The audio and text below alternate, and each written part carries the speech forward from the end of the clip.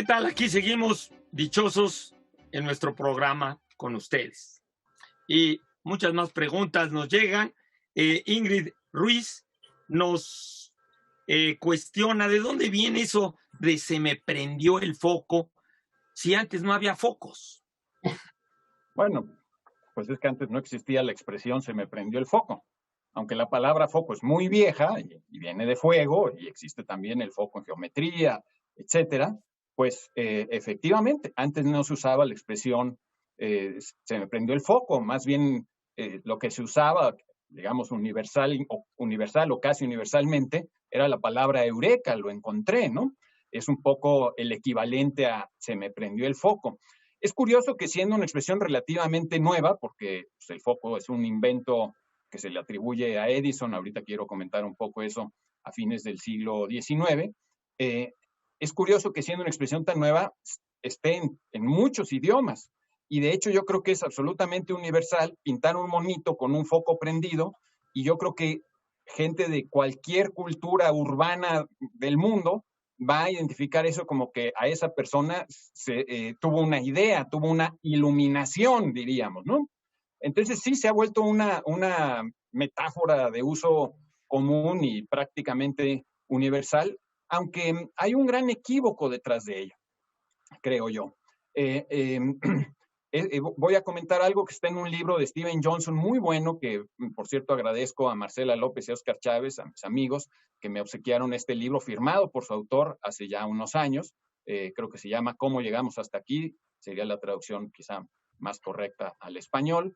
Y él dice que para darnos una idea de lo que ha representado este invento del foco en nuestras vidas, tendríamos que imaginarnos que vemos a la Tierra desde el espacio exterior, desde muy lejos, y si la observamos mucho tiempo, veremos que no ha pasado absolutamente nada, no notaremos ningún avance grande de la civilización hasta que hace aproximadamente 100 años, en algunas ciudades empiezan a prenderse las luces en la noche. Si viéramos al planeta desde afuera, eso sería realmente un hito, que un planeta empiece a encenderse en las noches. Steven Johnson dice que lo único que habríamos visto en 65 millones de años desde la caída del asteroide Chicxulub, o como se llame, allá en Yucatán, el que extinguió los dinosaurios probablemente, el hecho cósmico importante del planeta Tierra ha sido la luz nocturna. Y eso se debe, pues sí, a los focos, que el símbolo y la idea de que tenemos cuando decimos que a alguien se le prende un foco es pues la idea de un genio individual inventando en un momento una sola cosa. Y la invención del foco es todo menos eso, porque el foco en realidad, aunque se lo atribuyamos a Edison, pues hubo desde decenas de años antes muchas gentes que estuvieron inventando el foco.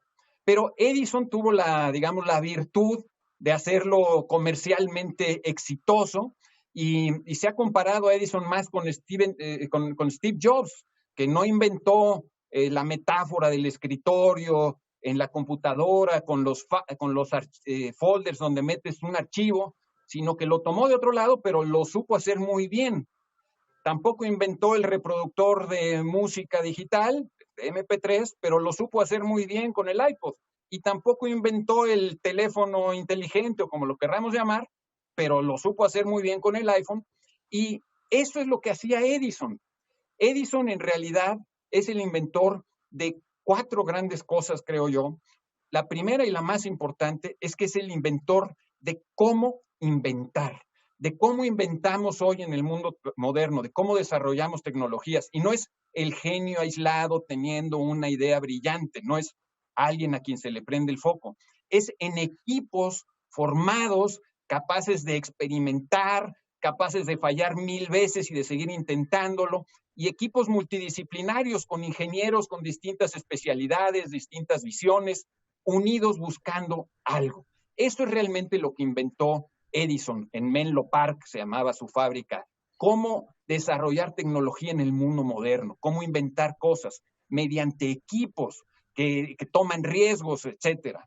Inventó también cómo pagarles, porque a muchos de sus empleados les ofreció que en lugar de darles un sueldo, les iba a dar acciones. Y los que se quedaron en el suelo, pues vivieron bien, pero los que tomaron acciones se volvieron multimillonarios.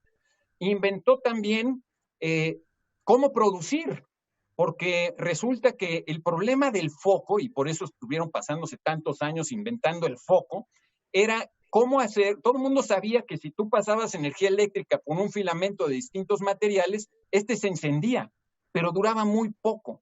Y el problema de la invención del foco era cómo hacerle para que el filamento no se quemara de inmediato y durara más tiempo. Y estuvieron, bueno, muchísima gente intentando con muchos materiales. El laboratorio de Menlo Park de Edison lo hizo con muchísimos materiales, con platino, con iridio, etcétera, y finalmente acabaron haciéndolo con carbono, que era algo que ya habían intentado otros. Pero Edison mandó gente a todo el mundo a buscar el mejor carbono posible, que durara el más tiempo posible sin destruirse. Y el carbono, pues la vida está hecha de carbono, la química orgánica es pues la química del carbono. Y la gente que mandó Edison al resto del mundo a buscar filamentos de carbono, lo mejor que encontraron fue el bambú de Japón, hilitos de bambú.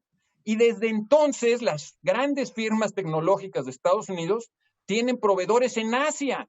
Eso es increíble que venga desde Edison. Es cierto que hoy Asia no les anda mandando bambú a las grandes marcas tecnológicas, pero sí les anda mandando cosas. Toda esta cadena de producción global, esta integración de la producción a nivel global, es un invento de Edison. Por eso Edison era un genio. Incluso inventó también cómo vender. Era también un genio de la mercadotecnia y hacía cosas que hoy serían hasta ilegales. Era esa famosa guerra con Nikola Tesla, etcétera, no lo deja muy bien parado. Pero esa es la genialidad de Edison y esa es la gran ironía, la gran paradoja de que llamemos al que tiene una idea única por sí mismo, digamos que se le prendió el foco, cuando la invención del foco es completamente distinta. Es la invención en equipos que forman, que se arriesgan, que toman riesgos, que experimentan y que eventualmente llegan a veces al éxito, ¿no? Ahora, sí pasa algo en el cerebro, digamos, cuando uno tiene esa inspiración, esa idea genial, esa idea que no encontraba y que de repente recuerda. Sí hay unas conexiones de neuronas, yo desconozco completamente cómo funciona el cerebro, pero sí hay esta teoría de que antes, incluso los segundos o las milésimas de segundo antes de que digas, era esto, sí hay unas conexiones que se podrían un poco comparar con esa electricidad. Y hablando un poco de ese símbolo universal, si apelamos un poco ahora a los emojis y a todo este mundo como gráfico, ayer que fue el día de los emojis, el 17 de julio, recordemos que hay un foco dentro de todas las, digamos, los dibujos que pueden parecernos muchísimos, pero en realidad es una selección muy precisa de qué poner en todos los teléfonos de todo el mundo para que sea una cosa extensa. El foco está, y no creo que sea porque a la gente se refiera a los focos de las casas, sino porque realmente es un sinónimo de inteligencia, de inspiración, de iluminación, de que alguien dice, claro. Entonces, ese foco, con esa simple imagen, podemos evocar todo esto, no todo lo que ha dicho, por supuesto. Yo creo que, siguiendo a Laura y recordando lo que Eduardo dijo de la cebolla, es esta interconexión entre las imágenes que evocan las palabras. Digamos, desde lo de se me prendió el foco, pues es una actualización, una modernización de las imágenes, pues podríamos decir hasta paleolíticas, de que los chamanes antiquísimos, pues se supone que se calentaban cuando eran muy inteligentes. Esto en el budismo y en el hinduismo se llama tumo, y que cuando la gente era genial o se iluminaba, en el sentido de esta asociación entre la palabra iluminación y clarificación de la conciencia o entrada a una comprensión de lo que es la naturaleza del mundo, pues de hecho la palabra Buda no quiere decir iluminado como normalmente se traduce. Y ya lo de iluminado es una analogía, porque realmente Buda quería decir el que despertó. O sea, en el hinduismo quiere decir el que despertó, el que se dio cuenta. Entonces, esta asociación a darse cuenta, a comprender, a no engañarse, a clarificar las cosas, viene en un sentido de claro, de lo oscuro es lo desconocido, la ignorancia, y en cambio la luz es donde vemos. Entonces viene una asociación entre ver, comprender y la luz, ¿no? Entonces, por eso se ponía que los Eduardo apóstoles les cayó el fuego, ¿no? Las lenguas de fuego cuando comprendieron, ¿no? Entonces, es el halo de los santos, ¿no? Ese es un poco la asociación. Yo quiero decir, sí, eso del halo de los santos es muy bueno.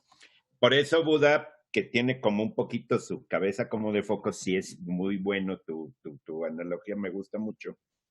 Pero una cosa que quiero yo subrayar para que el tema no quede, digamos, con una cuestión de antecedentes nada más históricos, es lo que recalca Pablo. Es decir, un inventor es alguien que está dentro de un conjunto. Y, por ejemplo, la dichosa palabra no es una invención, ¿sí? Del asesor de tal, de este otro, de tal administración, de nosotros como personas individuales, de los distintos productores que hemos tenido, sino que es un conjunto. Eso yo me parece magnífico, Pablo, que lo hayas dicho, porque la idea de los eurekas que de pronto les sale todo esto, tienen que ver con una tradición y tienen que ver, si no había instituciones, con sus carnales que sí podían dirigir eso, que sí tenían poder dentro de las instituciones, que sí se movían cosas. Es decir, las invenciones son cuestiones colectivas, ¿sí? Por eso a la hora de una vacuna con el coronavirus, no es un solo cuate el que la hace, ¿no? Es el conjunto.